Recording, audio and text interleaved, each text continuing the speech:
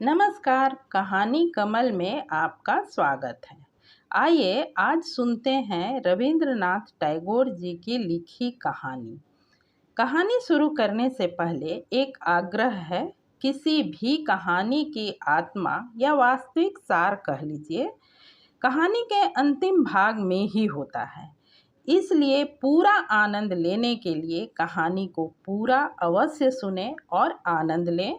Comment करके बताएं कहानी आपको कैसी लगी। वीडियो को लाइक करें और चैनल को सब्सक्राइब करना बिल्कुल ना भूलें। तो शुरू करते हैं आज की कहानी, अनमोल भेंट।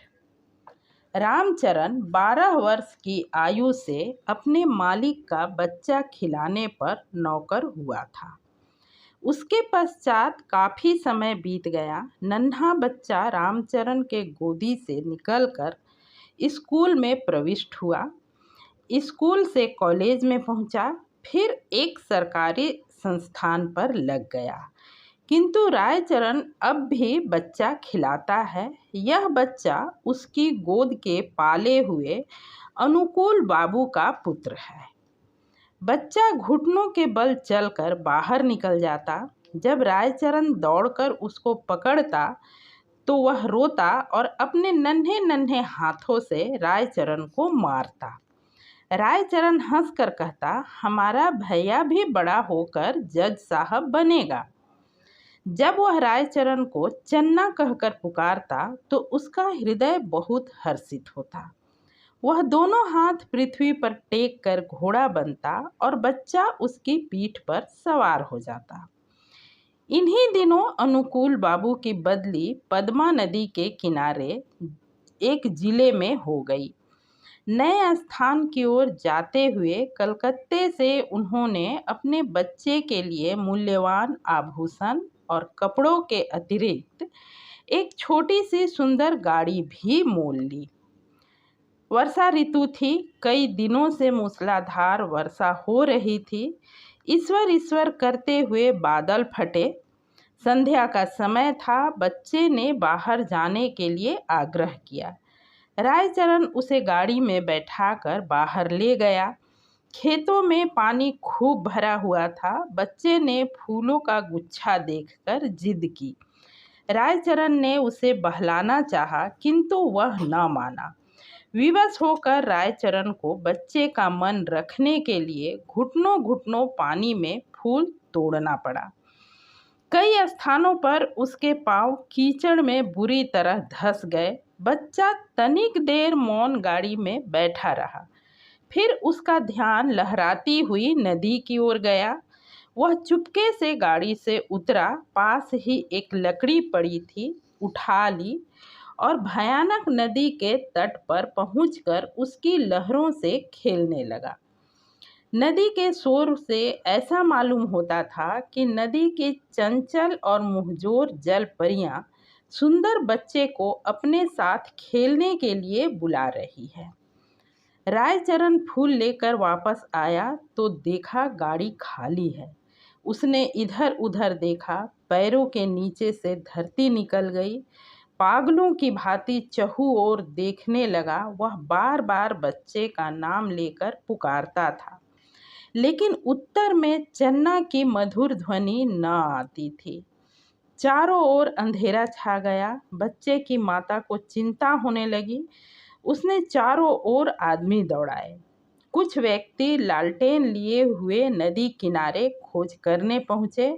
रायचरण उन्हें देखकर उनके चरणों पर गिर पड़ा। उन्होंने उससे प्रश्न करने आरंभ किए, किंतु वह प्रत्येक प्रश्न के उत्तर में यही कहता था, मुझे कुछ मालूम नहीं। यद्यपि प्रत्येक व्यक्ति की यह सम्मति थी कि छोटे बच्चे को पद्मा नदी ने अपने आंचल में छिपा लिया है, किंतु फिर भी हृदय में विभिन्न प्रकार की शंकाएं उत्पन्न हो रही थी। एक यह कि उसी संध्या को निर्वासितों का एक समूह नगर से गया था और माँ को संदेह था कि रायचरण ने कहीं बच्चे को निर्वासितों के हाथ बेच न दिया हो।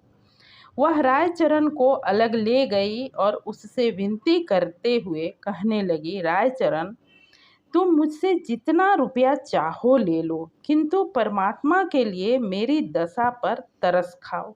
मेरा बच्चा मुझको वापस कर दो।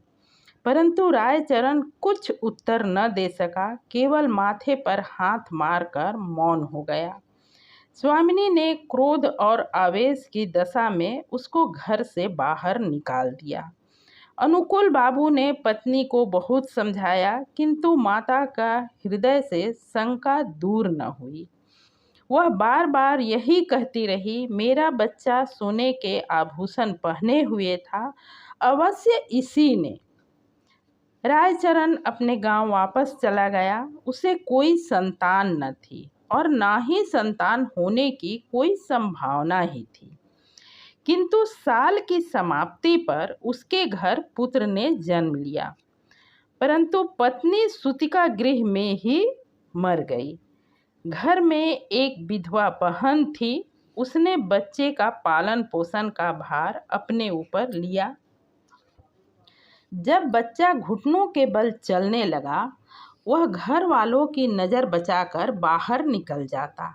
रायचरण जब उसे दौड़कर पकड़ता तो वह चंचलता से उसको मारता। उस समय रायचरण के नेत्रों के सामने अपने उस नन्हे मालिक की सूरत फिर जाती, जो पद्मा नदी की लहरों में लुप्त हो गया था।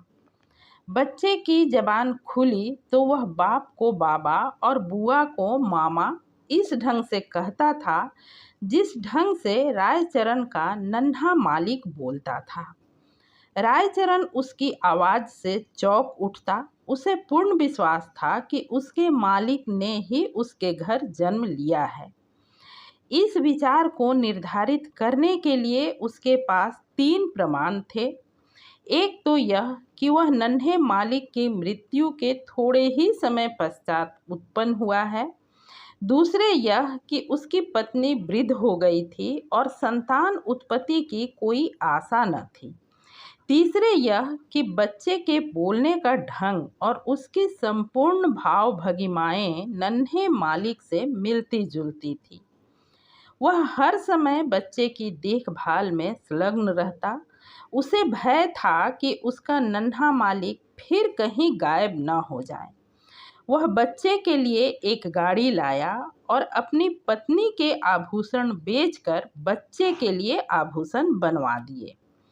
वह उसे गाड़ी में बिठाकर प्रतिदिन वायु सेवन के लिए बाहर ले जाता। धीरे धीरे दिन बीतते गए और बच्चा सयाना हो गया, परंतु इस लाड चाव में वह बहुत बिगड़ गया था।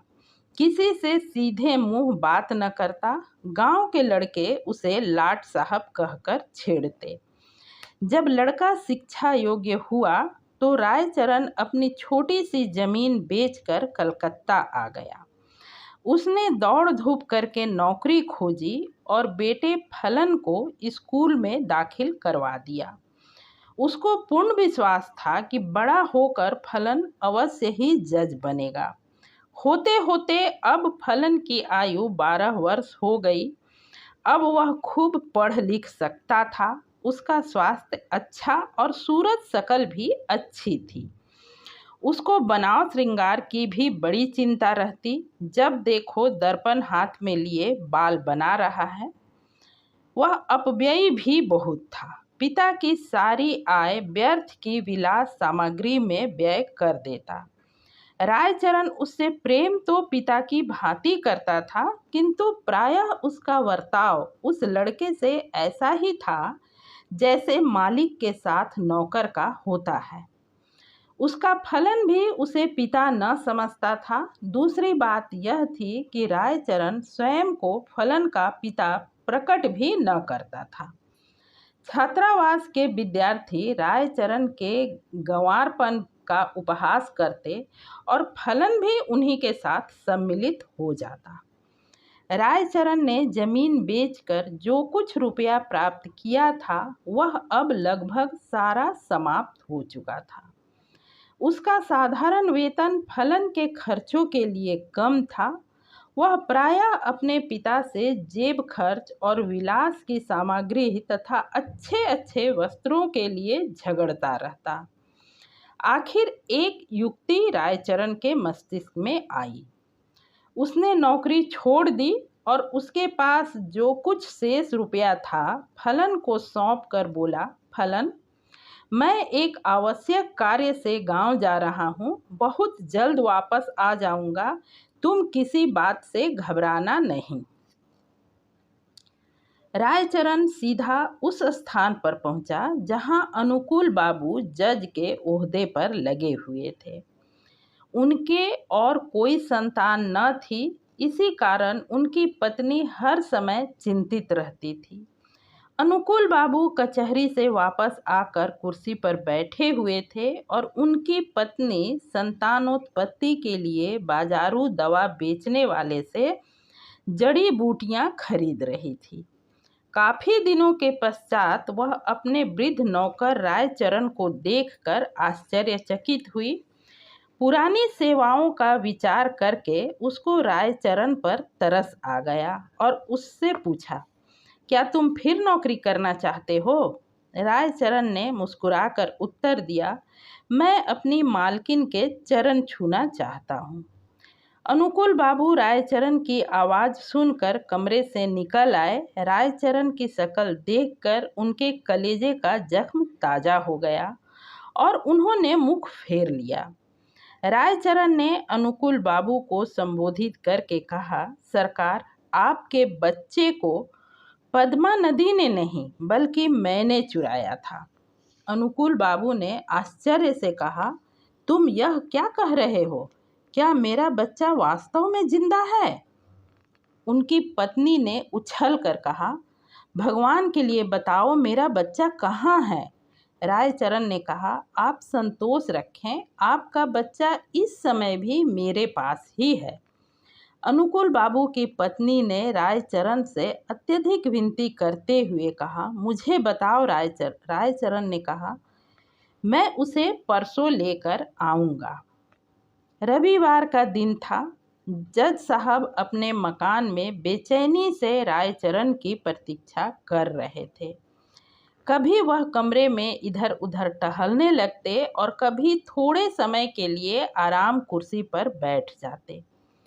आखिर 10 बजे के लगभग रायचरण ने फलन को हाथ पकड़कर कमरे में प्रवेश किया।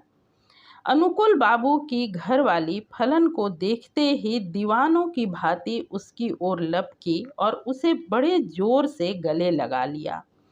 उनके नेत्रों से अश्रुओं की समुद्र उमड़ पड़ा। कभी वह उसको प्यार करती, कभी आश्चर्य से उसकी सूरत तकने लगती। फलन सुंदर था और उसके कपड़े भी अच्छे थे। अनुकूल बाबू के हृदय में भी पुत्र प्रेम का आवेश उत्पन्न हुआ, किंतु जरा सी देर के बाद उनके पितृ प्रेम का स्थान कानून भावना ने ले लिया और उन्होंने रायचरण से पूछा, भला इसका प्रमाण क्या है कि यह बच्चा मेरा है? रायचरण ने उत्तर दिया, इसका उत्तर मैं क्या दूं सरकार, इस बात का ज्ञान तो परमात्मा के सिवाय और किसी को नहीं हो सकता कि मैंने ही आपका बच्चा चुराया था। जब अनुकूल बाबू ने देखा कि उनकी पत्नी फलन को कलेजे से लगाए हुए है तो प्रमाण मांगना व्यर्थ है। इसके अतिरिक्त उन्हें ध्यान आया कि इस गंवार को ऐसा सुंदर बच्चा कहाँ मिल सकता है और झूठ बोलने से उसे लाभ भी क्या है।